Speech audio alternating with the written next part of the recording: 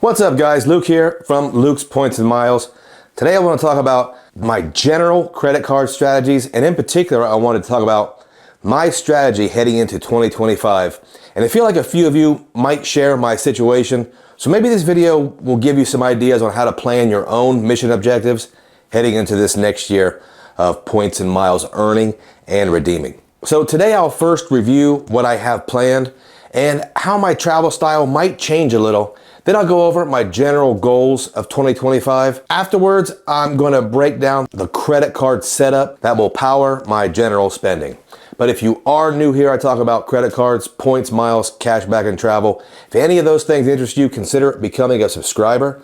I'm getting really close to a very special personal goal, and I'm really excited about it. Also, if you get any value, inspiration, or entertainment from this video, slap that like button for me. The algorithm has been very unkind lately. With all that out of the way, let's get into this. Okay, the general outlook for me for 2025 is this. I already have a ton of credit cards, hard inquiries, and relatively new accounts. So I'm not going to be focusing on new cards in 2025. Obviously, I will still grab a few here and there, but I don't think there are any cards out there right now that can fit into my core setup for general spending. And when I say core setup, that's more conceptually than a strict selection of cards. I want this year's strategy to be very fluid. If I see a need for Chase Ultimate Rewards points, I want to be able to move towards that direction. Same with City Thank You points and so on. So when I give you the core setup, each category is going to have at least one points and miles earning card, and I'm going to have to make a second video laying out all the cashback equivalents for when cashback is appropriate. Now, someone's asking, Luke, when is cashback the goal? Well, to better answer that question, let me quickly review what I have going on right now in my points and miles world as far as travel redemptions go. Right now, I have no travel plans for the rest of the year. If something does come up, it'll be a smallish weekend trip, but most likely I am staying home in 2024 and working on YouTube and enjoying some Little League basketball. But starting in 2025, I am going to be relatively busy. I have a solo trip planned in January to Marrakesh, Morocco. This includes business class flights on Air France and a Mr. and Mrs. Smith booking through Hyatt. At least I think it was Mr. and Mrs. Smith. Either way, it was one of those boutique Riyadh deals that isn't actually a Hyatt, but it's really fancy, and I used a bunch of Hyatt points. So in March, I'm taking the family to Portugal. This one is going to be a TAP Air flight booked through Avianca Life Miles in business class, and we're staying at a really fancy looking IHG property. And I had to get 2 rooms because, well, you know, Europe. I can't really complain about having my own room and workspace though, so I'm looking forward to that. Our summer, bigger family vacation is going to be Italy because it's on my wife's bucket list. This one is our big trip, so I booked ITA Airways in business class using Virgin Miles, and I booked the Waldorf Astoria Cavalieri and the Hilton Sorrento. And we're going to fly back home on Iberia in business, so that's going to be one pretty fun trip. End of summer trip. Now keep in mind, all these trips are already booked, so I've already used a ton of points and miles. But in August, before school starts, I'm actually going to be taking an extra adult kid to Grand Cayman, so I had to book 2 rooms at the Kimpton Seafire Resort for 4 nights. Yes, that is really expensive. It would have been around $8,000 in cash. I also used Alaska Miles to book the American flights in business for 4 of us, and I used IHG points for that super expensive resort.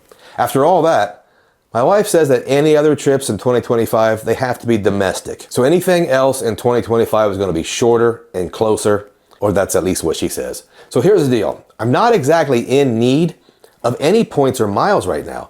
I have a surplus of airline and hotel points, but I'm pretty much out of transferable currencies.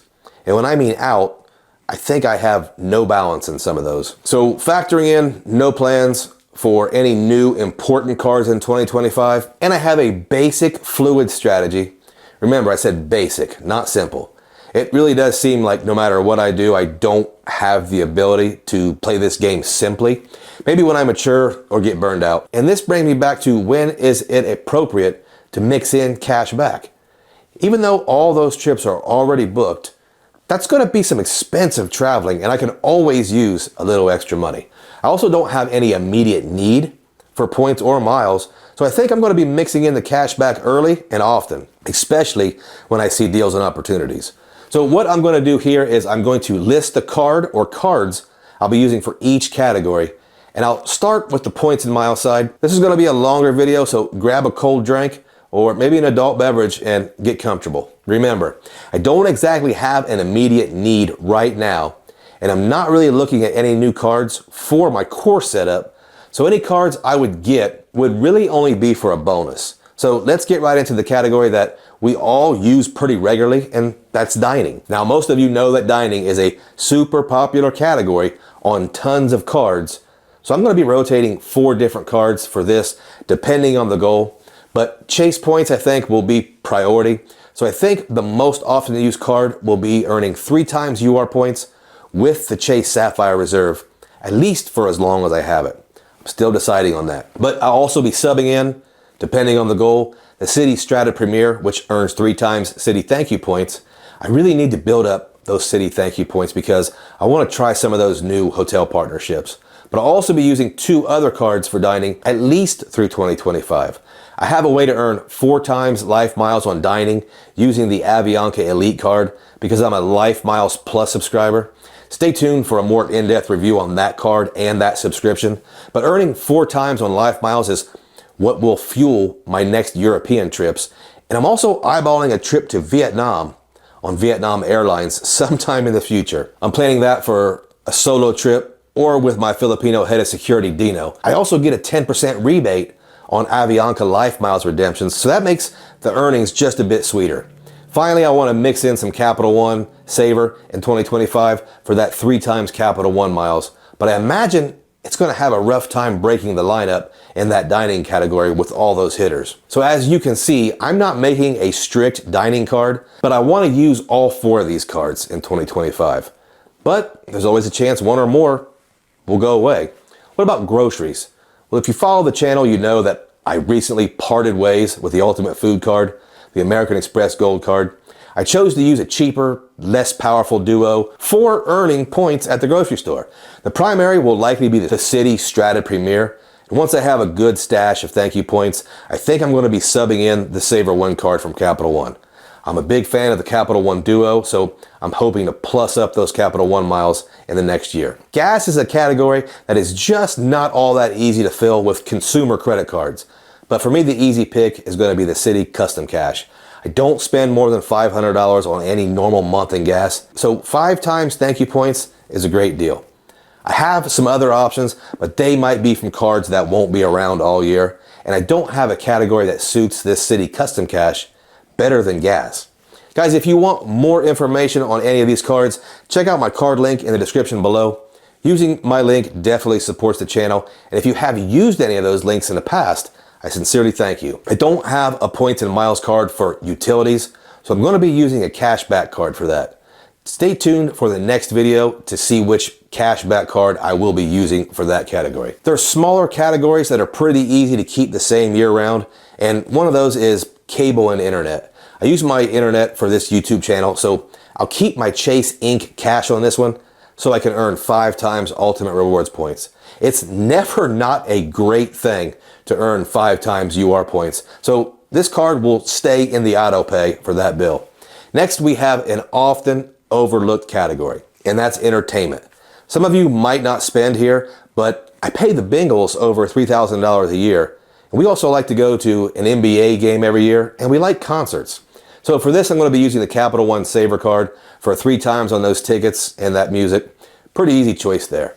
Travel is going to be pretty easy as well because I'm really only going to be keeping 2 real travel cards in 2025. I'll use the Chase Sapphire Reserve for as long as I have it, and if it does go away, I'm going to pull out the Capital One Venture X. The CSR does earn 3 times on general travel with a huge travel credit, and the Venture X only earns 2 times on everything, including travel, but it also has a great credit. I also want to experiment with booking boutique hotels within each of those portals this year, so that would be 10 times on either of these cards. I may be moving away from hotel loyalty this year due to some general disappointment with status and I really want to move towards being a deal seeker. And these two options get me access to priority pass lounges, premium plaza lounges, as well as the big league offers from Chase and Capital One. Here's the thing though, guys. Lounge access may become just a little less valuable to me in 2025 because most of my trips are international business class itineraries, so I'll already have lounge access with the airlines. My cell phone bills aren't huge, but I really need a way to earn points or miles and carry cell phone protection. And the best card I have for that is the American Express Business Gold. My wife and I constantly use our cell phones for business purposes, so I feel pretty good about using a business card for this one. And the Business Gold offers cell phone protection while earning 4 times for me in this category. If that card goes away, then we'll adjust fire accordingly because I no longer carry the Chase Inc. Preferred, which used to get me cell phone protection and 3 times UR points. The everything else category for me is pretty easy. The best card for me is going to be the Capital One Venture X. 2 miles on everything, and I really want to build up those Capital One miles because unlike most of the internet, I actually really like Capital One's transfer partners. So guys, some drawbacks to this setup is it might seem too general and not mission focused, but sometimes that is the mission. I can see someone saying the earnings are too spread out amongst more than 4 different ecosystems, and you could be right. I will earn less than if I focused on just 1 or 2. But I really like using the right tool for the job. And it turns out most of my travel redemptions are with the same 4 or 5 partners. So I'm not too concerned about being spread too thin. I have maybe a year before I need to book anything anyway. And like I said before, I have plenty of airline and hotel miles should I need them. So there it is, guys. Less new cards, less bonuses, and more traveling and trying to spend less money. I also want to really evaluate these cards that I do have, and I'll still be paring down the collection. If you notice, there aren't very many cards in this entire setup. Major players like Amex are almost gone from my collection, and the only thing that will change that is if they bring out those beloved no lifetime language deals. There is a chance the CSR gets downgraded, and there's also a pretty good chance that an entire ecosystem gets moved on. That's what 2025 is all about. I really want to know if I need Capital One and Citi. It seems like some type of emotional attachment is keeping them both around, and either one could disappear totally from the lineup. Could it be the $395 annual fee Venture X or the $95 Premier? Time will tell with these 2 issuers because I think they're both going to be making some solid moves in 2025. Tell me what you think about this setup, and remember, this is a setup built for travel versatility, and it has a lot of moving parts.